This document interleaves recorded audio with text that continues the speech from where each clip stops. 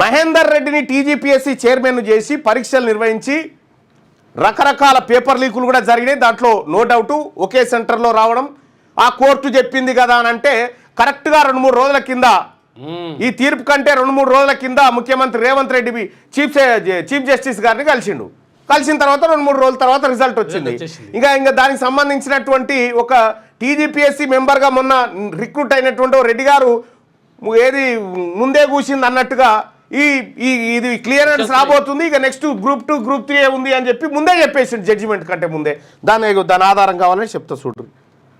వీళ్ళకి ఎట్లా తెలుస్తా ఉంది ఇదంతా? జడ్జిమెంట్ ఏదొస్తుందో కూడా నిర్ణయించేస్తున్నారు వాళ్ళే, ముందే తెలుస్తుంది. ఎట్లా సాధ్యమవుతుంది వీళ్ళకు? 10 నిమిషాలలో కథం చేసిరు. అది నిన్న వాదనలు కూడా 10 నిమిషాలలో కథం, ఇది క్లోజ్ అయ్యి. పాపం ఇప్పుడు ఆయన సింగిల్ జడ్జి చెప్పింది తప్ప.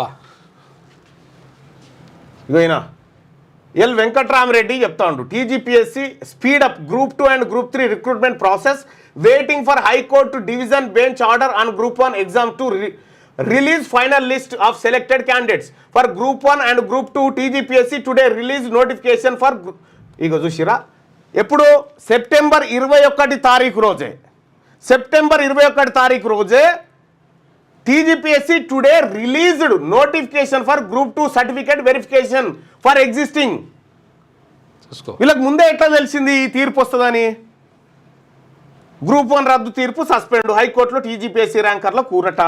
ఎల్ వెంకట్రామరెడ్డి గారు ఇది పెట్టిండని సోషల్ మీడియాలో అంటే ఇప్పుడు తుది తీర్పులకు లోబడి అంటున్నారు. తుది తీర్పు ఏమొస్తుందో, తుది తీర్పు వస్తేంది రాకపోతే ఆల్రెడీ రిక్రూట్మెంట్ జరిగిపోయిన తర్వాత ఈ గ్రూప్ 1 ఉద్యోగాల్లో దొంగతనంగా మన బీసీల తలెడ కాడికే నెత్తుకపోయిన ఉద్యోగాలు 78, ఎస్సీ ఎస్టీల కాడికే నెత్తుకపోయిన ఉద్యోగాలు 6. ఎవరి సొమ్ము ఎవరు తింటున్నట్టు తెలంగాణ రాష్ట్రంలో చెప్పురి. నేను ఒక గతంలో ఒక మాట అంటే మాట్లాడిరు కదా.